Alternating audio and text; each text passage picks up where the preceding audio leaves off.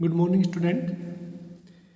देखिएगा 11th class physics के लिए हम 7th चैप्टर डिस्कस कर रहे थे और लास्ट टॉपिक की बात करें तो हम लास्ट टॉपिक में हमने डिफरेंट शेप के जैसे कि हेमीस्फीयर के द्वारा जो सेंटर ऑफ मास है उसके बारे में बात की थी हमने, यानी centre of mass of hemisphere. तो हेमीस्फीयर का जो सेंटर ऑफ मास बच्चों हमने कैलकुलेट किया था वो कितना आ रहा था 3/8R। ये हम डिस्कस कर चुके थे। इसी प्रकार जो सेंटर ऑफ मास था कोन के लिए उसको भी हम डिस्कस कर चुके थे और जो कोन का सेंटर ऑफ मास था वो कितना था h/4। अगर हम उसको डाउनवर्ड से काउंट करते हैं तो ठीक है, अगर हम टॉप से काउंट करते थे उसको हम लिखते थे 3h/4। इसके अलावा हमने जो सेंटर ऑफ मास था किसी भी एल लेंथ की जो रोड थी उसके बारे में जब सेंटर ऑफ मास हमने डिस्कस किया था तो वो आया था आपका L/2। ठीक है, अब देखिएगा नेक्स्ट टॉपिक की बात करते हैं हम। आज का जो टॉपिक है वो है motion of a centre of mass. ठीक है, यानी जो नेक्स्ट टॉपिक है उसके बारे में बात करेंगे। तो नेक्स्ट टॉपिक है motion of A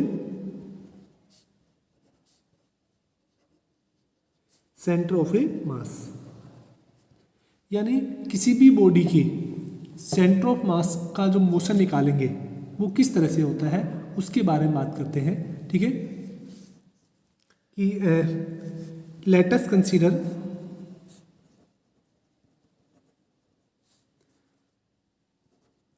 position of ए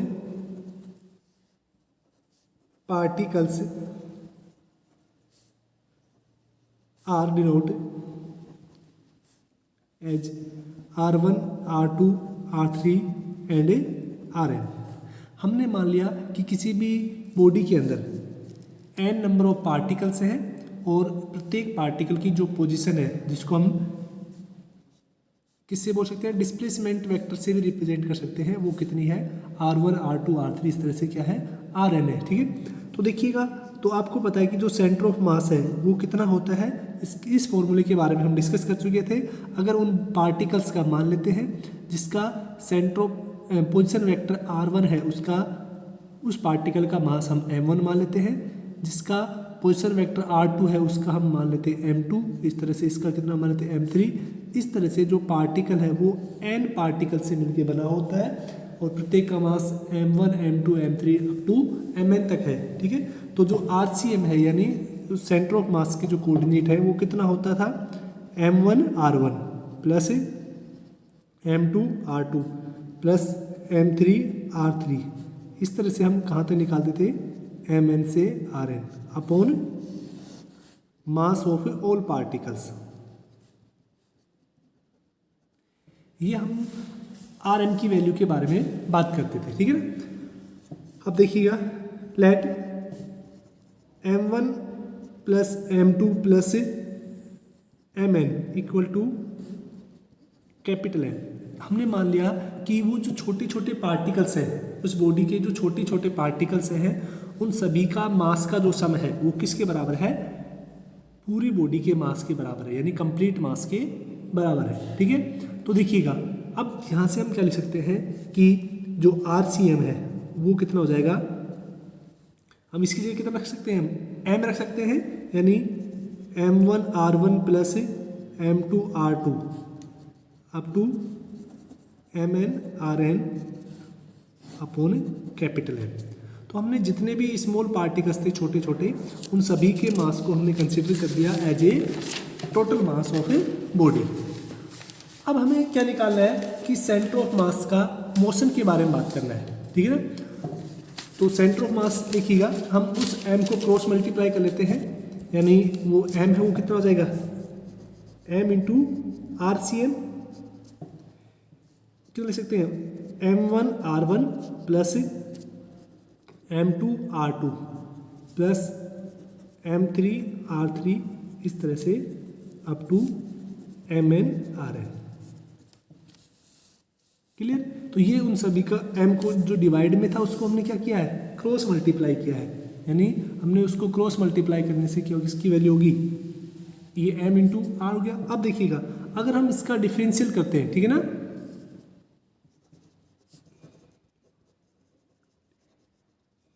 अगर हम डिफरेंशियल करते हैं दोनों साइड तो यहाँ से देखिए कितना हो गया, m तो कांस्टेंट है, d r c m upon d r, ठीक है ना, सॉरी डी टी के रिस्पेक्ट में, टाइम के रिस्पेक्ट में कर रहे हैं हम, ठीक है ना। तो यहाँ से कितना हो जाएगा देखिएगा, m1 D R one upon d t plus m2 D R to upon d t plus m3 लिखने की जरूरत नहीं है, हम इसको लिखेंगे mn d r n upon d t. Clear, हमने क्या किया है, डिफरेंशियल किया है दोनों तरफ से, ठीक है। अब आपको पता है कि हम पढ़ चुके हैं कि जो पोजीशन वेक्टर है उसका जो डिफरेंशियल है वो किसको रिप्रेजेंट करता है, वेलोसिटी को।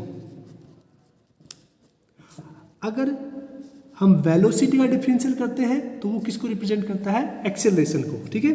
तो उसके बारे में, यानी जो d r upon d t है वो तो वेलोसिटी को रिप्रेजेंट करेगा, और जो d v upon d t है वो किसको रिप्रेजेंट करता है, एक्सेलरेशन को रिप्रेजेंट करता है। इसके बारे में हम पहले भी पढ़ चुके हैं। तो वापस से हम मेन इक्वेशन पे आते हैं। तो देखिए D r upon d T यानी ये क्या हो गया, वेलोसिटी में कन्वर्ट हो गया, D r upon d T यानी पोजिशन वेक्टर का टाइम की रेस्पेक्ट में जो डिफरेंशियल है वो किसको नोट करता है, वेलोसिटी को। तो यहाँ से कितना हो गया देखिएगा, m1 v1 plus m2 v2, ये भी चेंज हो जाएंगे, plus up to mn vn। Clear, तो यहाँ से देखिएगा अगर हम बात करें ये वेलोसिटी के अंदर हो गया, तो यहाँ अगर दोनों इक्वेशन को हम कंपेयर करते हैं, ठीक है, दोनों इक्वेशन को अगर हम कंपेयर करते हैं तो हम देखते हैं कि जो m वी सी एम है, यानी वी सी एम यहाँ पे क्या हो गया, सेंटर ऑफ मास, वो किसके बराबर हो जाएगा, m1 v1 plus m2 v2 plus up to mn vn। और ये किसको डिनोट करती है, किसी भी पार्टिकल के वेलोसिटी को, सेंटर ऑफ मास की वेलोसिटी, किसी भी बॉडी है उसके सेंटर ऑफ मास की वेलोसिटी की इक्वेशन को इस तरह से डिनोट किया जाता है। अब बच्चों जैसे अगर हम बात करें एक्सेलरेशन की, अगर इस सेंटर ऑफ मास का हम एक्सेलरेशन फाइंड आउट करना है तो एक्सेलरेशन के लिए हम क्या करेंगे, इस इक्वेशन को हम दोबारा से डिफ्रेंशिएट कर देंगे। यानी अगर हम एक्सेलरेशन की बात करते हैं, ठीक है, तो नेक्स्ट टॉपिक है आपका centre of mass, acceleration of centre of mass, यानी किसी भी बॉडी के सेंटर ऑफ मास का जो एक्सेलरेशन है उसके बारे में बात करते हैं। तो अभी देखिए हमने एक इक्वेशन लिखी थी m v c m, that is m1 v1 plus m2 v2 plus up to mn vn। Clear, आपको पता है जो एक्सेलरेशन होता है किसी भी बॉडी का एक्सेलरेशन कितना होता है, dv अपॉन dt, यानी वेलोसिटी का जो डिफरेंशियल है वो किसको डिनोट करता है, एक्सेलरेशन को डिनोट करता है, ठीक है। तो यहाँ से हम इसका डिफरेंशियल कर लेते हैं। देखिए m कितना हो जाएगा, डी सी एम हो गया अपॉन डी टी, किसके बराबर हो जाएगा, m1 d v one upon d t plus m2 d v two upon d t up to mn d v n upon d t, ये हो गया। अब देखिएगा तो m d v upon d t किसको नोट करता है, acceleration को। तो यहाँ से कितना हो जाएगा, m1 a1 plus m2 a2 plus up to mn an। तो बच्चों ये जो इक्वेशन है ये किसको नोट करती है, किसी भी बॉडी के सेंटर ऑफ मास के एक्सेलरेशन को डिनोट करती है, ठीक है। अब आपको पता है कि किसी भी बॉडी के अंदर जो एक्सेलरेशन जनरेट होगा वो किसके द्वारा जनरेट होता है, हम जब उसके ऊपर एक कोई एक्सटर्नल फोर्स लगाते हैं तभी उस बॉडी के अंदर क्या होगा, एक्सेलरेशन जनरेट होगा, यानी विदाउट एनी एक्सटर्नल फोर्स है, ठीक है। वो उस बॉडी के अंदर एक्सीलरेशन को जनरेट नहीं कर पाएगा। यानी इसको हम कैसे लिख सकते हैं कि वो कितना, देखो m1 इंटू a1, यानी ये मास इंटू एक्सीलरेशन किसको नोट करता है बच्चों, फोर्स को नोट करता है। इसी तरह से सेकंड के लिए कितना हो जाएगा, F2 हो जाएगा अप टू Fn, ठीक है। तो इस तरह से भी हम लिख सकते हैं किसी भी बॉडी के जो एक्सीलरेशन है उस केस में, ठीक है। तो यानी उस जो एक्सीलरेशन होगा वो कितना हो जाएगा टोटल, अगर हम बात करें तो EXT का मतलब जो एक्सटर्नल फोर्स लग रहा है, क्योंकि हमेशा पार्टिकल के अंदर जो एक्सीलरेशन है वो एक्सटर्नल फोर्स की वजह से लगेगा, तो उसकी वजह से कितना हो जाएगा acceleration F dot upon m। Clear. तो ये इक्वेशन थी आपको वेलोसिटी की, हमने डिस्कस कर लिया। इसके अलावा हमने एक्सीलरेशन के बारे में डिस्कस कर लिया। अब देखिएगा इस टॉपिक से रिलेटेड एक दो न्यूमेरिकल कराते हैं जो बच्चों ने भेजे थे, उसके बारे में बात करते हैं। देखिए बच्चों, एक न्यूमेरिकल है, ये दिया हुआ है कि एक OQP एक इक्विलेटरल ट्राइंगल है जिसकी साइड कितनी है 0.5 मीटर दे रखी है आपको, प्रत्येक साइड कितनी दे रखी है 0.5 मीटर।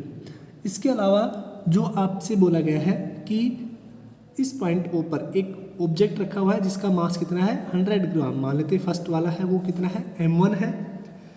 इसके ऊपर जो ऑब्जेक्ट रखा है वो m2 है, उसकी मैग्नीट्यूड दे रखा है आपको 150 ग्राम दे रखा है, और जो P पर रखा हुआ है m3 उसका मैग्नीट्यूड कितना दे रखा है आपको 200 ग्राम दे रखा है। तो पहले हम इन सभी को ग्राम को किलोग्राम में कन्वर्ट कर लेंगे, क्योंकि आपको पता है कि जब भी फिजिक्स के अंदर न्यूमेरिकल सोल्व करते हैं तो हमेशा SI क्वांटिटी के अंदर नंबर्स को क्या करेंगे, चेंज करेंगे। अब आपसे पूछा गया है कि ये तीनों जो वर्टेक्स है उन पर तीनों मतलब अलग अलग मास की 3 बॉडीज रखी हुई है और इसकी साइड दे रखी है आपको। अब आपसे पूछा गया है कि इस बॉडी का यानी इस फिगर का सेंटर ऑफ मास कैलकुलेट करना है आपको। अब बच्चों देखिए, सेंटर ऑफ मास के लिए हम बात करते हैं सबसे पहले कि ये जो पॉइंट है O, Q और P, हम इनके कोऑर्डिनेट फाइंड आउट करेंगे, ठीक है। अब देखिएगा सीधी सी बात है, अगर इस वाली लाइन की लेंथ टोटल कितनी है 0.5 सेंटीमीटर है, तो मुझे बताइए इस वाले मिड पॉइंट पर होगा ये, भाई हमने यहाँ से परपेंडिकुलर ड्रॉ किया है मीडियन, तो इसके कोऑर्डिनेट कितने हो जाएंगे, यानी x की वैल्यू कितनी हो जाएगी यहाँ पर 0.25 हाफ हो जाएगी, और y की वैल्यू कितनी हो जाएगी 0। ये 0.5 तो इस पूरी लेंथ है, तो इसके लिए ये मिड डिस्टेंस हो जाएगी, ये डिस्टेंस इक्वल टू ये वाली डिस्टेंस। तो मिड वाला पॉइंट है वो कितना हो जाएगा, इस पॉइंट के हम इसको कुछ भी नाम दे सकते हैं कि मान लेते हैं कि ये जो पॉइंट है ये हो गया L, मान लेते हैं हम इसको, ठीक है। तो इसके कोऑर्डिनेट कितने हो गए 0.25 और सेकंड क्या हो गया 0 हो गया। क्लियर। अब देखिएगा अगर हम इसकी बात करें Q पॉइंट की, तो Q पॉइंट के लिए कोऑर्डिनेट कितना हो गया देखिएगा, भाई यहाँ से x का मान तो कितना हो गया 0.25, ठीक है। और इसके लिए जब हम कंसीडर करेंगे, आपको पता है कि ये जो टोटल हाइट है उसके बारे में अगर हम पाइथागोरस से इसको सोल्व करें, तो ये कितनी होगी 0.25 होगी, तो हम पाइथागोरस थ्योरम से इसको सोल्व कर सकते हैं, और वो कितनी आएगी आपकी 0.25√3। इसको हमने सोल्व नहीं किया है, ठीक है ना, तो आप खुद चाहें तो सोल्व कर सकते हैं पाइथागोरस थ्योरम से, ठीक है। इसके कोऑर्डिनेट भाई हम 0.5 स्क्वायर प्लस 0.25 का स्क्वायर से हम सोल्व कर सकते हैं। क्लियर। अगर हम बात करें P पॉइंट की, P पॉइंट के लिए जो कोऑर्डिनेट है वो कितने हो जाएंगे 0.5 और 0, क्योंकि x एक्सिस का लास्ट पॉइंट है, आपको साइड दे रखी है इसकी ट्राइंगल की। अब देखिएगा हमें क्या करना है, इस ट्राइंगल का centre of mass find out करना है। यानी सेंटर ऑफ मास के लिए हम x एक्सिस के अलोंग निकालते थे, तो कितना हो जाएगा देखिएगा m1 x1 plus m2 x2 plus m3 x3 upon m1 plus m2 plus m3। ये तो x एक्सिस के लिए कोऑर्डिनेट हो गए। इसी तरह से हम y एक्सिस के लिए निकाल सकते हैं कि YCM कितना हो जाएगा m1 y1 plus m2 y2 plus m3y3 upon m1 plus m2 plus m3। क्यों बच्चों, देखिएगा इस केस में केवल हम x के लिए बात करेंगे, 3 ही पार्टिकल है, इसलिए हमने x1, x2 और x3 लिया है, ठीक है ना, 3 पार्टिकल होने की वजह से। अब हम इसके अंदर वैल्यू रख लेते हैं, देखिएगा एक्सियम m1 की बात करें, यानी इस पॉइंट पर जो पार्टिकल रखा हुआ है उसका मास कितना है 0.10 इंटू इस पॉइंट के लिए जो कोऑर्डिनेट है x का वैल्यू कितनी है 0 है, क्योंकि ये ओरिजिन पे रखा हुआ है, इसकी वैल्यू कितनी हो जाएगी 0 हो जाएगी, क्लियर। प्लस m2 की बात करें तो m2 कितना लिया हुआ है आपने 0.15 और इसके जो कोऑर्डिनेट है वो कितना है 0.25। x2 की वैल्यू होगी प्लस जो नेक्स्ट है उसके मैग्नीट्यूड कितना है 0.2 और उसके जो कोऑर्डिनेट है वो कितना है 0.5 अपॉन 0.10 प्लस 0.15 प्लस 0.2, ये हमने इसकी वैल्यू को सब्स्टिट्यूट कर दिया जो भी था। तो इसको देखिएगा, ये तो वैल्यू कितनी होगी बच्चों 0 होगी, प्लस इसको हम जब मल्टीप्लाई करेंगे बच्चों तो ये कितनी आ जाएगी आपके पास 0.075, ठीक है। ये एक 0 और आ जाएगी, वो कैंसिल आउट हो जाएगी, ठीक है ना। यहाँ से हम लिख सकते हैं इसको 0 पॉइंट कितना हो गया। नेक्स्ट देखिएगा, एक मिनट, तो ये 0 हो गया, इसको मल्टीप्लाई करेंगे तो ये आपका आ जाएगा 0.0375 और प्लस इसको करेंगे तो ये कितना हो जाएगा 0.100 अपॉन, अगर नीचे जो डिवाइड है उसको सम करेंगे तो कितना आ जाएगा 0.45। अब देखिए बच्चों, इसको अगर हम टोटल करते हैं तो ये कितना आएगा आपका कि 0.0475 अपॉन 0.45। इसको हम सोल्व कर लेंगे। इसी तरह से अगर हम निकालें y एक्सिस के लिए तो m1 y1 रखेंगे, m2 y2, m3 अपॉन, इस तरह से आप कैलकुलेट कर सकते हैं। इसका जो सेकंड पार्ट है वो क्या आ जाएंगे, दोनों कोऑर्डिनेट आ जाएंगे, ठीक है। अब देखिएगा एक नेक्स्ट क्वेश्चन और करते हैं जिसके बारे में बच्चों ने पूछा है। देखिए बच्चों, नेक्स्ट क्वेश्चन क्या दे रखा है कि ये एक एल शेप की कोई मेटेलिक स्ट्रिप है, ठीक है ना, इसका आपको सेंटर ऑफ मास निकालना है। यानी ये जो आपको दे रखा है, मैं इसको थोड़ा डार्क कर देता हूँ। ये जो फिगर है ये कोई मेटेलिक है जिसकी शेप कैसी है, एल शेप की है, इसका सेंटर ऑफ मास निकालना है। अब देखिए बच्चों, इसका सेंटर ऑफ मास आप 2-3 तरीके से निकाल सकते हैं। पहले तो हम बात करते हैं कि जो दे रखा है उसके बारे में, कि जो गिवन है वो क्या है, कि जो मास दे रखा है, टोटल मास इस स्ट्रिप का, मास ऑफ मेटल स्ट्रिप, वो कितना दे रखा है आपको 3 kg दे रखा है, क्लियर। अब देखिएगा, ये सिमेट्रिकल शेप नहीं है तो इसका सेंटर ऑफ मास कैसे निकालेंगे हम। इसके काफ़ी तरीके हो सकते हैं आप सोल्व करने के। या तो क्या है, आप इधर से इसको इस तरह से डिवाइड कीजिए कि यहाँ से,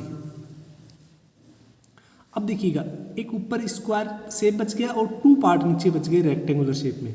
आप इन दोनों पार्ट का सेंटर कोऑर्डिनेट निकाल सकते हैं सेंटर पे, और उसके बाद हम क्या कर सकते हैं, उसके सेंटर ऑफ मास से निकाल सकते हैं। दूसरा तरीका क्या है, आप इन तीनों को इक्वल उसमें डिवाइड कर लेते हैं। यहाँ पे देखिएगा, अब ये 3 इक्वल स्क्वायर में डिवाइड हो गए। ये फर्स्ट हो गया, हम मान लेते हैं इसकी फर्स्ट है, ये सेकंड स्क्वायर हो गया और ये क्या हो गया, थर्ड स्क्वायर हो गया। तो हम तीनों का सेंटर ऑफ मास निकाल लेंगे और उसको ऐड कर देंगे, वो भी क्या हो जाएगा, सेंटर ऑफ मास हो गया। अब देखिएगा, तो इस तरीके से हम करते हैं। अब ये वाला जो फर्स्ट है, जिसको हमने मान लेते हैं कि इसको नाम दे दिया हमने, कुछ P नाम दे दिया है इसको, ठीक है, और इसको दे दिया इधर Q। तो इस स्क्वायर के लिए मान लेते इसका सेंटर ऑफ मास ये है C1, तो इसके कोऑर्डिनेट कितने हो जाएंगे, देखो ये टोटल दे रखी है आपको 2 मीटर, तो ये हाफ पार्ट कितना हो जाएगा इसका 1 मीटर, और उसका भी हाफ पार्ट यहाँ तक का, तो वो कितना हो गया हाफ। ऐसे ये भी 1 मीटर है तो इसका हाफ कितना हो जाएगा, ये भी हाफ हो जाएगा, ठीक है। तो यहाँ पे अगर हम बात करें कोऑर्डिनेट, ठीक है ना, तो let us divide L shape strip इन 3 इक्वल स्क्वायर। हमने क्या किया है, इनको 3 इक्वल स्क्वायर में डिवाइड किया है। अब देखो इस स्क्वायर का अगर हम सेंटर ऑफ मास, इसके कोऑर्डिनेट निकालते हैं तो इसके coordinate so coordinate of A C1 की कोऑर्डिनेट कितने हो जाएंगे, हाफ एंड हाफ, यानी x की वैल्यू भी हाफ हो जाएगी और y की वैल्यू भी क्या हो जाएगी, हाफ हो जाएगी, ठीक है। और कोऑर्डिनेट ऑफ C2, अगर हम C2 की कोऑर्डिनेट निकालें, ये मान लेते हैं C2 पॉइंट है, इसके कोऑर्डिनेट कितने होने देंगे, देखिएगा x का मान तो देखो कितना हो गया, यहाँ से यहाँ तक 1 और ये हाफ, यानी 1 × 1/2, और y की वैल्यू कितनी होगी, वापस से हाफ, यानी इसके कोऑर्डिनेट कितने हो गए, 3/2 एंड हाफ। क्लियर बच्चों। अगर हम इस तीसरे वाले के मान लेते, ये पॉइंट कौन सा है, C3 है, इसके कोऑर्डिनेट निकालें, वो कितना हो जाएगा, देखिएगा ये x के लिए तो कितना हो जाएगा, हाफ हो जाएगा, और y के लिए 3/2 हो जाएगा, तो हाफ x के लिए और y के लिए कितना हो गया, 3/2। क्लियर। तो ये आपके पास कोऑर्डिनेट आ गए, x1 y1, x2 y2, x3 y3, ठीक है। अब देखिएगा, अगर हमें क्या करना है, इसका सेंटर ऑफ मास कंसीडर करना है, और देखिएगा प्रत्येक बॉडी का मास कितना हो जाएगा, m तीनों इक्वल पार्ट्स में डिवाइड है, तो प्रत्येक का मास भी कितना हो जाएगा, m हो जाएगा, ठीक है। तो देखिएगा हमें एक्सियम निकालना है फर्स्ट वाले के लिए, तो x के लिए निकाल लेते हैं, m1 x1 plus m2 x2 plus m3 x3 upon m1 plus m2 plus m3, हमने डायरेक्ट फॉर्मूले में रख लिया।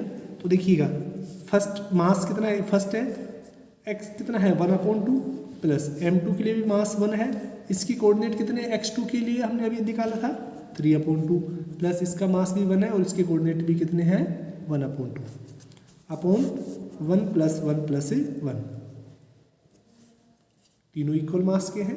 इसको सोल्व किया हमने तो ये कितना हो गया, half plus 3/2 plus half. Clear, यानी ये आ गया आपके पास 5/2/3, 3 भी डिवाइड में, यानी कितना हो गया 5/6 हो गया। ये तो x एक्सिस की कोऑर्डिनेट आ गए। अब हम y के लिए निकालेंगे, तो देखिएगा m1 y1 plus m2 y2 plus m3 y3 upon m1 plus m2 plus m3 रख लेंगे हम। तो उनके लिए कोऑर्डिनेट देखिए, y1 के लिए फर्स्ट वाले के लिए जो y की वैल्यू कितनी हाफ है, प्लस सेकंड वाले के लिए अगर हम बात करें तो y की वैल्यू कितनी है, वो भी हाफ है, और थर्ड वाले के लिए अगर हम बात करें तो कितनी हो जाएगी 3/2 अपॉन 3 हो गया। तो इसको भी जब सोल्व करेंगे बच्चों, ये भी कितना आ जाएगा 5/6, यानी दो उसके जो सेंटर ऑफ मास के कोऑर्डिनेट हैं वो कितने हो जाएंगे 5/6, 5/6। तो ये क्या हो गया, इस फिगर के लिए सेंटर ऑफ मास के कोऑर्डिनेट। आज के लिए इतना ही, थैंक यू। नेक्स्ट कल बात करते हैं, साथ साथ नोट करते रहना।